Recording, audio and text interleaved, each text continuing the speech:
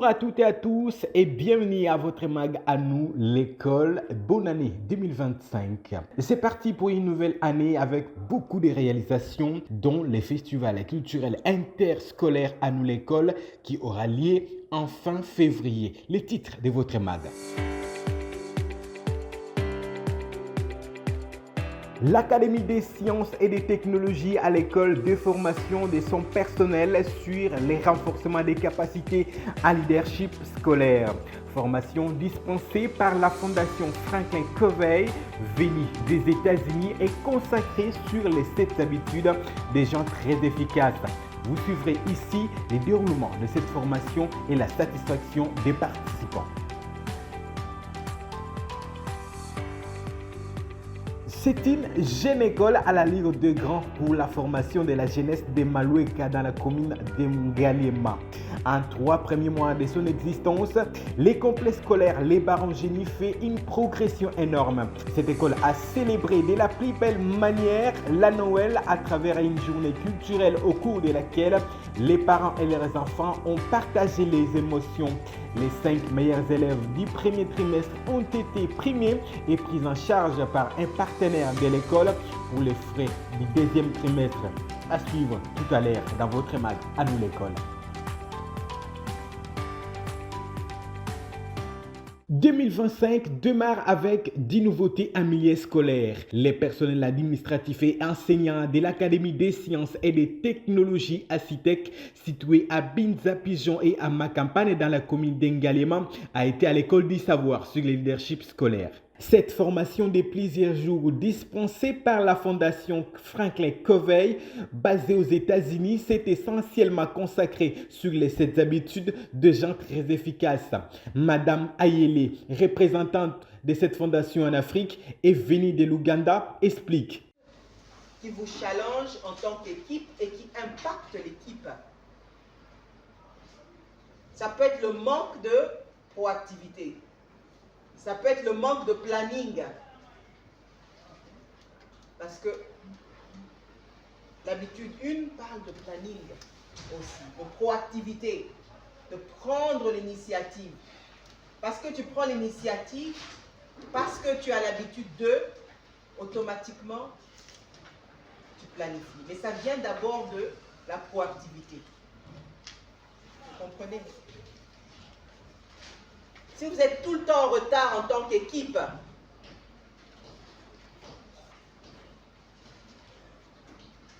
vous dites le meeting doit commencer à cette heure-là.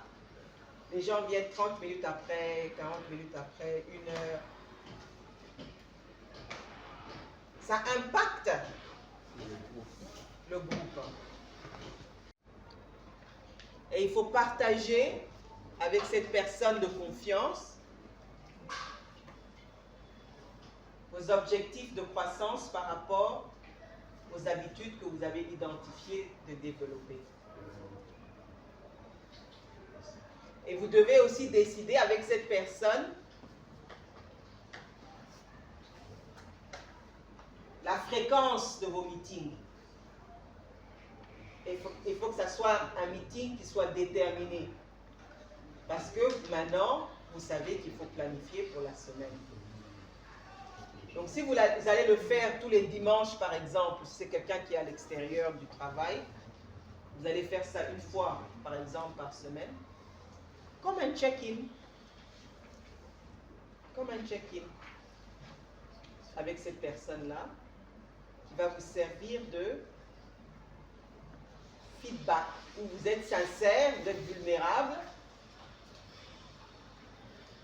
et vous lui dites l'application de l'habitude et ce qui s'est passé réellement, les expériences que vous avez eues pendant la semaine.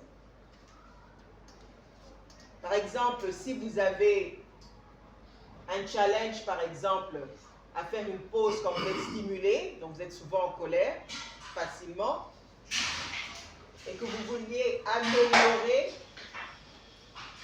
vos réponses, votre réponse au stimulus. On dit qu'il y a 6 secondes que Dieu a donné à tout humain quand il est stimulé. On a 6 secondes de pouvoir.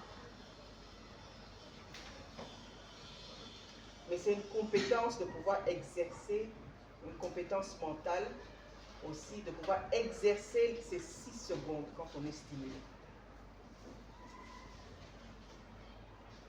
Parce qu'on n'est pas des animaux, parce que l'animal va à l'attaque. Parce que Dieu nous a donné cette capacité-là de pouvoir nous retenir. Et elle est de 6 secondes. Ça, c'est ce que les scientifiques disent. Et les psychologues, 6 secondes. Donc, c'est un exercice intentionnel que l'on fait chaque jour. On a des réussites, on célèbre. On a quelquefois des challenges, on les célèbre aussi parce qu'on a une conscience maintenant plus avisée. Et plus vous le faites, plus vous allez voir que vous allez pouvoir vous contenir en fait. Et c'est ça les résultats.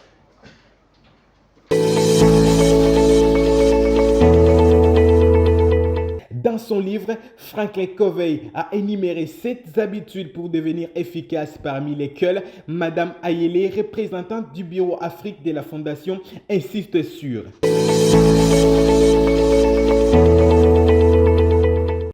Mais rappelez-vous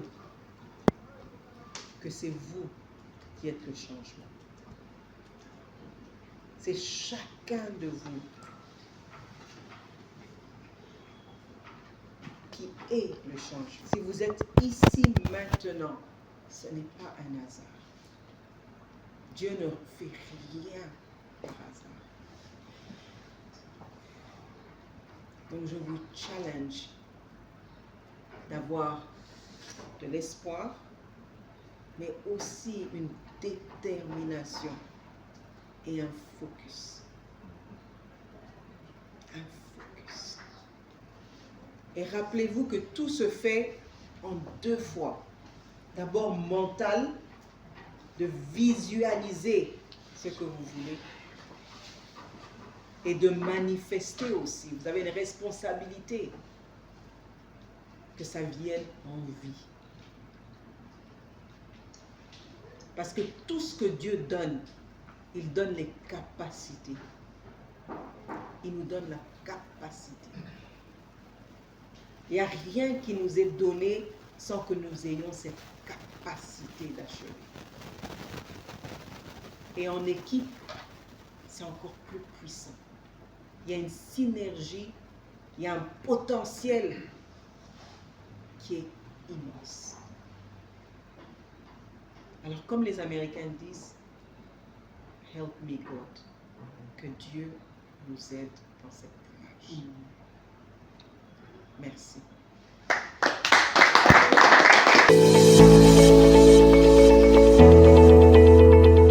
Pour les 3 premiers jours consacrés au personnel administratif, l'échange a été détaillé avec plusieurs exercices de démonstration, groupe par groupe, selon les niveaux. À la direction du secondaire, les cadres ont choisi ces points essentiels tels que détaillés ici pour agir, influencer et inspirer. La première, c'est la proactivité. La deuxième, c'est priorité des priorités. Et la troisième, comprendre avant d'être compris. Alors, sur ce 3-là, nous voulons travailler ce semestre, parce que nous, là, on parle de semestre, par rapport à la réalité que nous vivons. Et cela nous a conduit directement à voir les indicateurs que nous devons utiliser. Premièrement, nous avons aussi un grand travail à faire d'abord comme des secondaires, parce que nous avons compris que ce que nous venons d'écrire là, c'est seulement le squelette de ce que nous voulons. Parce que le travail est un peu plus approfondi, où le travail doit être fait avec grand sérieux. Parce que vous savez, au secondaire, nous avons les UP. Alors, ces unités pédagogiques doivent nous aider aussi dans toutes ces habitudes. Parce qu'on ne peut pas parler, par exemple, de l'unité pédagogique de français comme à l'unité pédagogique de sciences ou de mathématiques, par exemple, ou d'éthique. Alors, chaque UP a ses réalités par rapport à la proactivité, par rapport à la priorité des priorités et par rapport à comprendre avant d'être compris.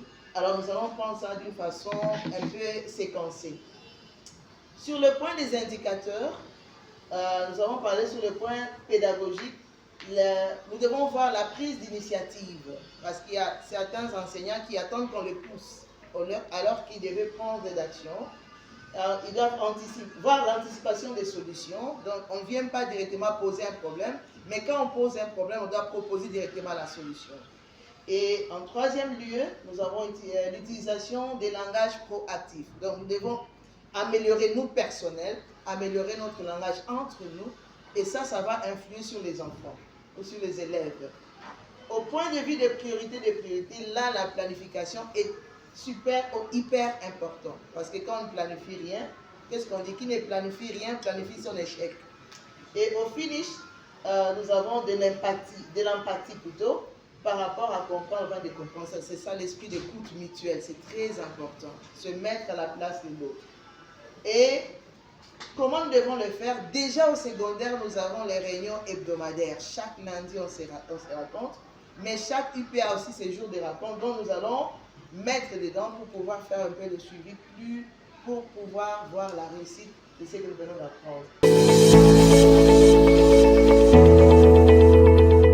Au niveau de la direction des primaires, ils ont développé 3 indicatifs pour agir, influencer et inspirer. Comme vous le savez, on est en train de développer les 7 habitudes, mais sachant qu'on ne peut pas développer le 7 au même moment et à la fois, au niveau de l'école primaire, on a préféré commencer par l'habitude numéro 3, qui est la priorité des priorités. Parce qu'au-delà de tout ce que nous faisons, nous constatons qu'il y a des gens qui sont animés de bonne foi, de bonne volonté, mais qui de temps en temps se perdent. Parce qu'il y a un peu ce manque-là de planification. Tu as beaucoup de bonnes idées, mais on ne sait pas par où commencer, par quoi commencer. Alors au niveau de l'école primaire, nous allons commencer par la priorité des priorités. Alors comme indicateur de performance, nous allons travailler sur la planification hebdomadaire. Parce que les directeurs peuvent bien planifier sa semaine, mais est-ce que les enseignants le font aussi? Et il y a des enseignants qui sont appelés à faire par exemple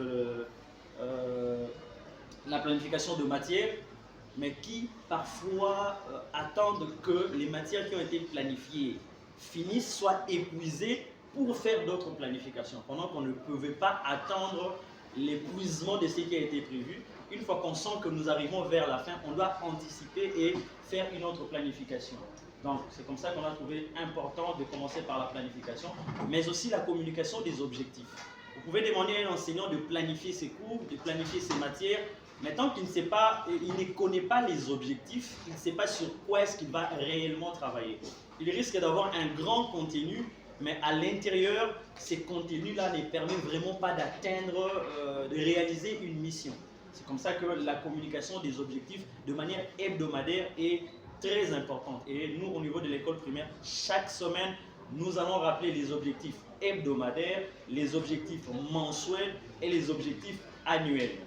En troisième position, nous aurons les suivis et l'accompagnement. Parce qu'il ne suffit pas de dire à quelqu'un, nous voulons que tu fasses ça, ça, ça. Et nous, en tant que leaders, nous devons apprendre aussi à accompagner ces gens-là, à faire un suivi et un accompagnement. Pourquoi le suivi? Parce que c'est vrai, nous avons plusieurs compétences, mais chacun de nous a aussi ses points faibles. Alors, on ne va pas se concentrer sur le point faible, oui, mais il faudrait plutôt, au lieu de négliger le point faible, on va plutôt accompagner pour remonter ce vide-là. Parce que quand on est enseignant, on est quand même censé avoir un équilibre sur plusieurs plans. Voilà les 3 points principaux que nous avons choisis comme indicateurs des performances. Au-delà des indicateurs des performances, nous avons ce que nous avons appelé situation actuelle et indicateurs des réussites.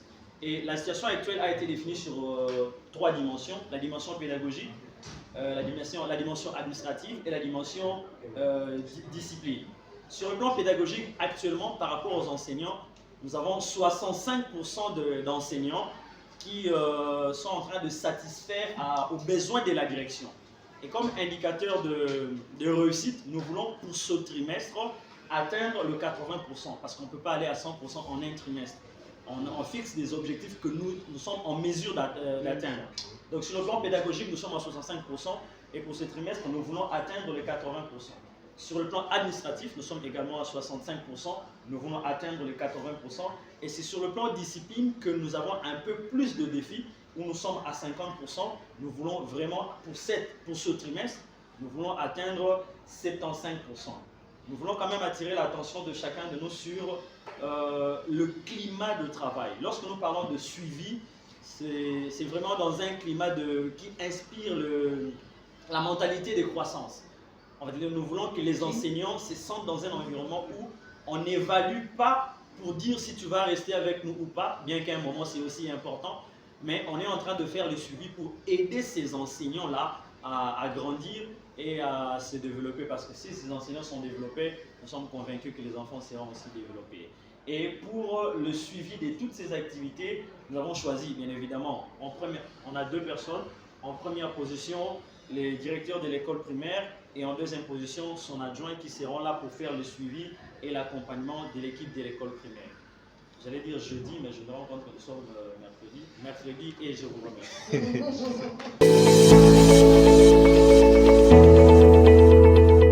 À la maternelle, les dames ont développé de leur manière également les processus pour agir, influencer et inspirer. Dans l'habitude 5 et l'habitude 6, promouvoir la synergie au sein de l'équipe.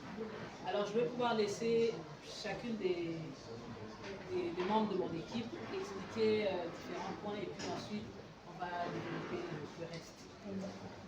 Alors moi je parlerai plutôt de l'attractivité parce que c'est vraiment un point qui m'a tiqué tout au long de cette session de formation. Pourquoi? Tout simplement parce que déjà à première vue, étant des enseignantes ou des éducatrices, on a tendance à coller des étiquettes aux enfants. Déjà quand on leur pose des questions et qu'ils ne parviennent pas peut-être à répondre à l'immédiat, alors on se dit qu'ils ne parviendront plus à faire ce travail-là. On devient directement négatif. Et ça impacte aussi notre rendement, notre suivi par rapport à ces enfants-là. C'est dans cette mesure que j'ai dit qu'on devrait développer les langages proactifs, donc déjà être positif vis-à-vis des enfants, même quand ils ne parviennent pas à nous donner, à atteindre les attentes, il faudrait toujours rester positif dans sa tête et se dire que même si ça n'arrive pas maintenant, mais avec de la patience, avec de l'effort, ça finira par être positif et il atteindra l'objectif. Voilà.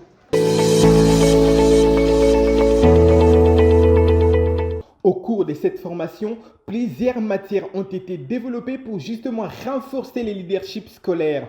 Patrick Ongwane, directeur du secondaire, a proposé une nouvelle fiche de préparation en prenant en compte les aspects entrepreneuriaux et le leadership de l'enfant. Ça serait résoudre des problèmes sur le terrain, dans son environnement proche, environnement éloigné et ainsi de suite. Prise de décision proactive. Ici, je fais quoi? J'attends la direction, j'attends mes parents ou je fais comment? Côté entrepreneurial, ça nous les vivons déjà au secondaire, c'est ce que je suis en train de faire avec mes enseignants, je les encourage dans la préparation de la fiche pédagogique d'intégrer déjà des objectifs entrepreneuriaux que l'État ne sait pas faire, parce que si l'enseignant l'intègre, il aura focus sur ce point-là. Chaque fois qu'il enseigne, il essaie de voir est-ce que j'essaie de remonter l'ardeur entrepreneuriale dans mes enfants, dans mes élèves. C'est très important. Alors ici, ça serait des initiatives personnelles, ici, gestion proactive de projets.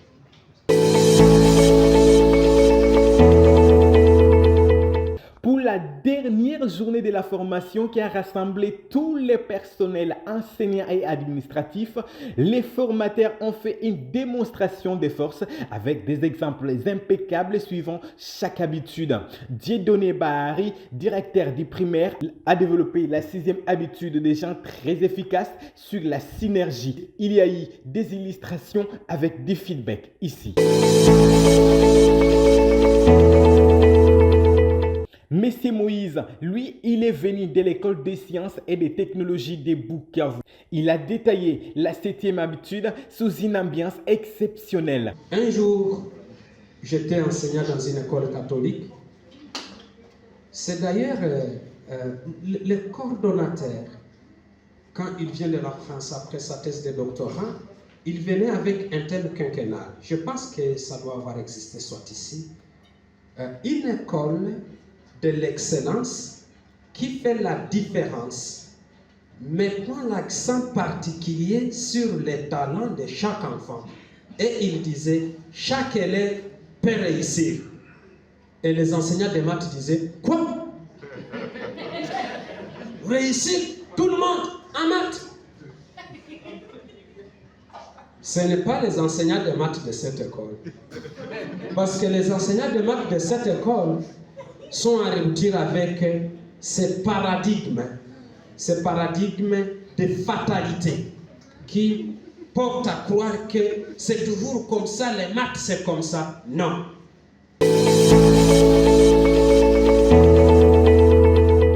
L'Académie des sciences et des technologies fait une prouesse énorme dans les travaux et sa renommée influence chaque jour, suit pas à pas la vision des fondateurs qui veut toujours aller loin en faisant confiance à l'élite congolaise. On m'appelle Laetitia Mwenge Mukono. Je suis la directrice générale de Ebitex International de Bukavu, donc l'école bilingue de technologie et sciences. Ebitex, c'est une école qui, dans notre contrée, donc la région de l'Est, s'avère comme être une sonnette d'alarme pour réveiller les génies enfouis dans le cœur de chaque enfant. L'homme étant au centre de la communauté, en tant qu'individu et en tant que part entière, représente vraiment un potentiel incroyable. Alors avec les leaders ennemis, ça nous donne la capacité de nous challenger chaque jour. On est venu faire la formation de cette habitude, pas seulement l'implémenter dans la connaissance des enfants, mais nous-mêmes que nous puissions vraiment être en connaissance de ces attitudes et le mettre en pratique avec nous-mêmes, donc arriver à nous transformer nous-mêmes et ensuite nous transformerons les autres. Pour moi, c'est une bonne expérience parce que ça révèle les compétences et les capacités enfouies. Des fois, on se désapprouve, des fois, on se sous-estime. Mais avec cette approche de leader ennemi, ça révèle en tout cas le potentiel et les capacités qui étaient vraiment enfouies. Je suis Moïse Bakundukizenkou Behinda, directeur pédagogique de l'école bilingue de technologies et sciences de Bukavu. Nous avons un sentiment de gratitude et de pleine satisfaction orienté vers l'Académie des sciences et technologies qui nous a conviés à venir participer à ces travaux de 5 jours sur le leadership en milieu scolaire. En tant que directeur pédagogique, les 4 jours ou 5 jours alors aujourd'hui vont devoir conditionner un changement radical dans ma pratique quotidienne, la gestion des ressources humaines, les ressources matérielles, les ressources financières de l'école. À partir d'aujourd'hui, j'ai compris qu'il fallait avoir fait une formation à leadership scolaire pour une gestion optimale d'une institution éducative. À notre retour, nous allons devoir répercuter les mêmes connaissances auprès de nos collègues qui sont restés à Bukavu, car nous devons nous liguer en un seul homme, la synergie donc, pour que nous puissions fixer l'école bilingue de technologies et sciences sur l'orbite de l'émergence. Nous sommes pleinement bénis par l'Académie des sciences et technologies, une école internationale canadienne, technologique et bilingue, avec comme langue de combinaison l'anglais et le français, qui est, je le dirais, une lumière, une opportunité pour tous les Congolais, tous les Africains, tous les citoyens du monde, au regard de la manière dont le programme éducatif, le système éducatif sont articulés. J'ai beaucoup plus apprécié la politique linguistique de l'ACITEC parce que les jours passés, nos enfants finissaient l'école primaire, l'école secondaire, sans être capables de s'exprimer correctement en anglais et en français. Mais j'étais émerveillé de trouver qu'à l'ACITEC, déjà à partir de l'école primaire, les enfants s'expriment aisément en langue anglaise. Nous voyons, nourrissons et célébrons les génies en chaque enfant, telle est même la vision d'ACITEC.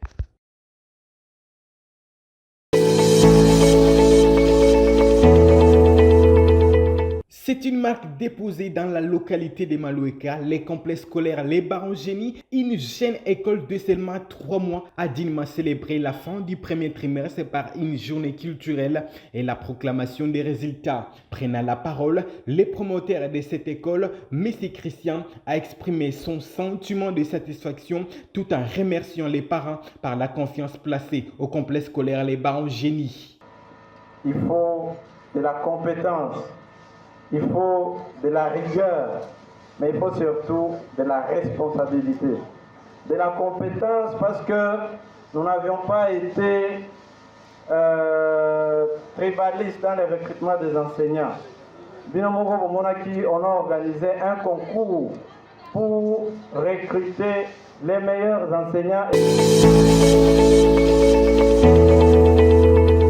Les enfants ont déclamé des poèmes, dansé et chanté pour clôturer en bonté les premiers trimestres.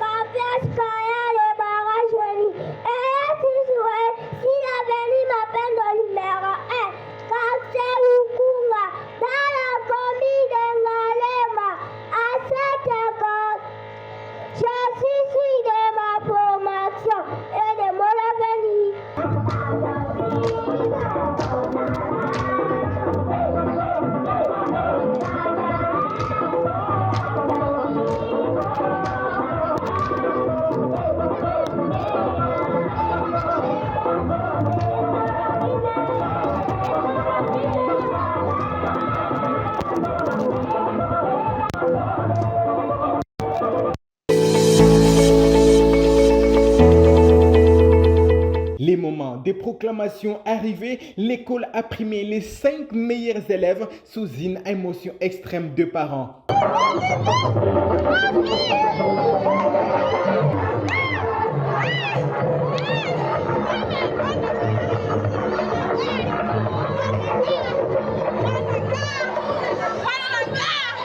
Émotion. Applaudissez pour les parents.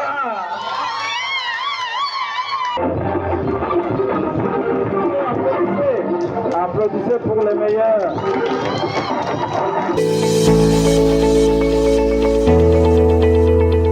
L'un des partenaires de l'école a payé sur place les frais du 2e trimestre pour les 5 meilleurs élèves tout en leur lançant un message afin de stimuler l'esprit d'émulation.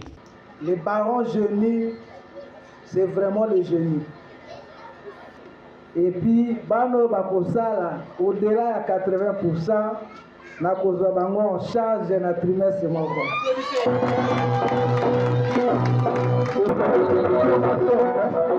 Alors, la ABC directeur pesa ngai baresi na bango mpona boyilo bezala o ba directeur papa Junior ayaki alobaki bana biso apesaki ndenge nini ozobenga na bango yango ngai naza na baresi awa nakobanda liboso na Matondo Bayindula, na futeli $50 pour la trimestre.